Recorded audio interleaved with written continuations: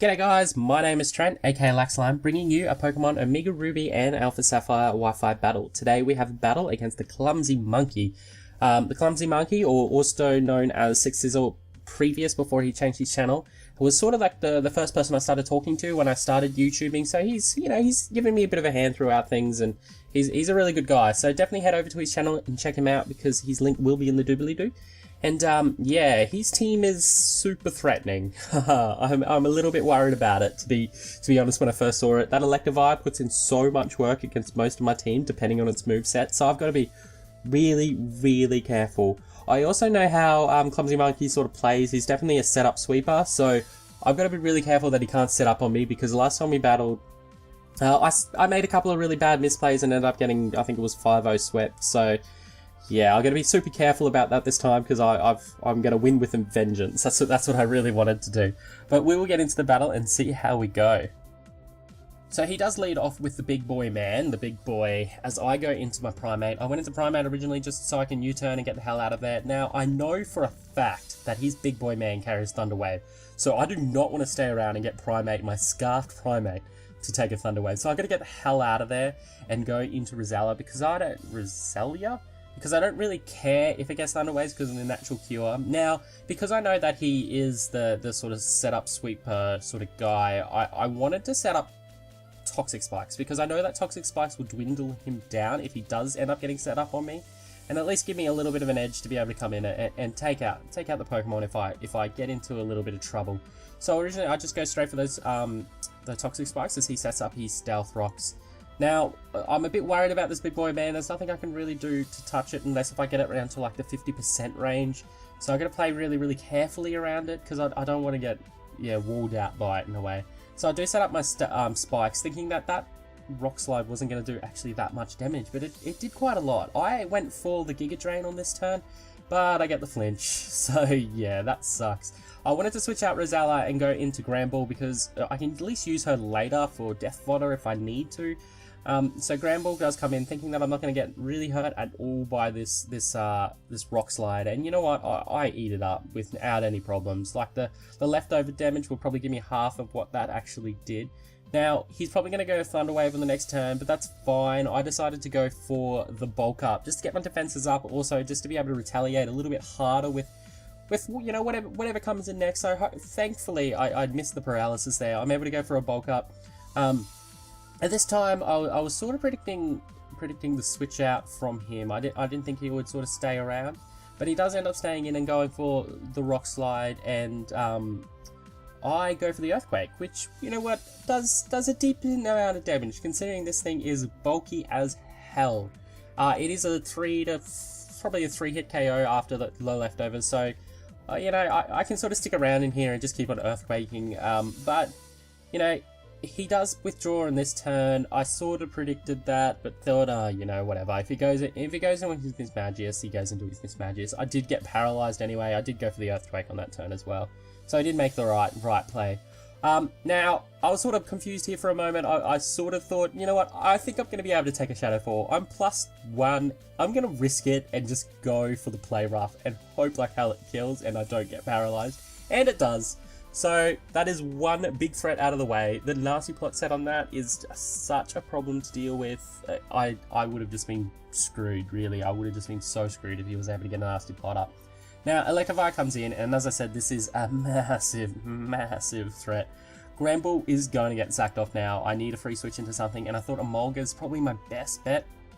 I was praying like hell that he does not have the Ice Punch, because Ice Punch will just hurt Emolga so much.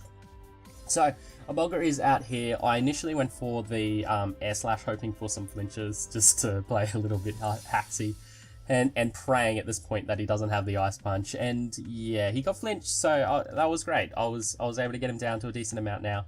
And I went for the Hidden Power on this turn, thinking that I have Hidden Power Rock on this Emolga, but I don't. I looked up afterwards, and it's actually Hidden Power Fighting. I'm not sure why. I've got to work that one out. But he does have the Ice Punch, and Emolga goes down to a critical hit, even though he would not have survived that. Emolga had no chance of surviving that. Now, with the Life Orb damage and the Toxic damage as well, it actually makes a double down. So I go into my Primate on this turn, just to be able to U-turn on out on whatever comes in. He does go into the Lion King, and I was really scared at this moment, because if he was Scarfed, he would outspeed me and kill me.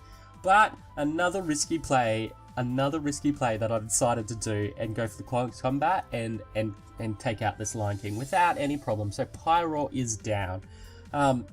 You know what? I've been playing really safe lately, and I keep on ending games. I need to really listen to my gut, because I seem to be more right with my gut. And you know, it's funny. Like, if I think too much about these things, I end up losing. If I just go with a play that I think is best, what I'm feeling, I seem to play a lot better. Now, I go into Marwell because I'm defensively invested, so I was pretty confident that I'll be able to take any sort of earthquake or any sort of attack that he does do, because I really don't want to get paralyzed. The Primate gets paralyzed.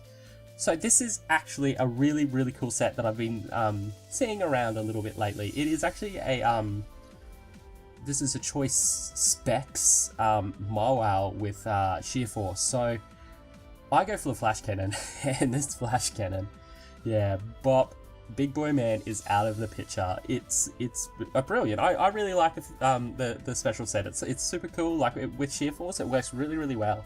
Now Simipour does come in, and I know that this thing can set up on me as well with like a nasty plot. So I didn't want to switch out here, and I thought, you know, if I switch out and he goes for a nasty plot, I'm going to be screwed. So I have to take a hit for Marwell just in case he does, like, he didn't go for an attacking move. And at least I'll be able to retaliate and get some damage off. So after that, I'm able to go into Dugong. Dugong's super cool. This is my fake out one, and Aquajet one. So I'm able to get a fake out off, put it down into the yellow after toxic damage, and then go for an Icicle Spear, hoping that I get 3 or 4, because if I do, then I would be able to kill it. But yeah, you know, I don't, as usual. I do get a crit, so that sort of does make up for it a little bit. I don't know what hidden power he was running there, but it didn't hurt at all. So it might have just been grass, and it would have been neutral. Yeah, I think so. Yeah, it would have been. And then I go for the Aquajet. So Aquajet will take out the Simipour. So I'm in a super cool position right now.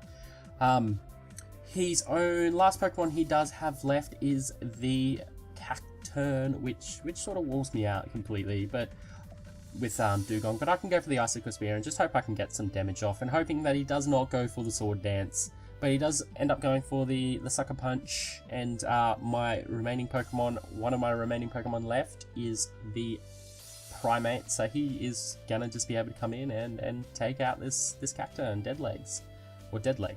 And that will be the end of the game. So it was actually a really fun game, and some really tough decisions, but it was good. It was good. Finally, like, yeah, I need to listen to my gut, as I was saying before, because I you know, as soon as I start listening in my head, for some reason I always lose games. So that was a really fun one, and I was really glad I won, because that was a really threatening team that I didn't think I'd be able to deal with initially. And most of my pokes are probably sort of lower tier stuff than what he had, so it's always nice. It's always nice to pull out a win. The Toxic Spice really helped, but in the long run, so I'm really glad that I did brought Rosella, because I wasn't originally going to. And yeah, that's pretty much all from me. If you guys want a chance to battle me, please follow me on Twitter. I do tweet out requests, but you can also tweet to me and ask if I have a chance to if I've got time to battle you, and I can sort of work something out. Also, make sure you do check out Clumzzy Monkey's channel. He's a super cool guy, so yeah, head over there and you know, tell him I sent ya. And yeah, that's all. So thank you guys for watching, and I really hope to see you guys next time.